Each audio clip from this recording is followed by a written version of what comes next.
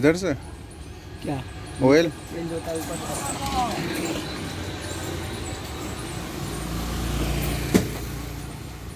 का देखो, दिखाना सेल फोटो लेने। ठीक। 2 किस्म का सेल का आता है, ये एक सेल का 300-400 का भी मिलता है एकदम ये बाइक। तो सुजुकी का है। हाँ ये सही है।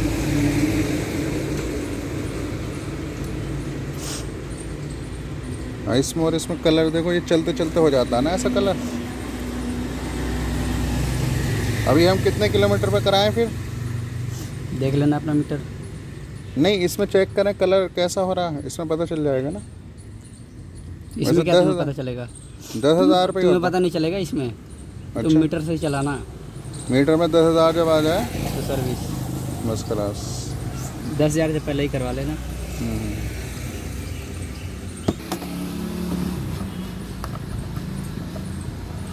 ऑयल का ये है और कूलेंट का ये है।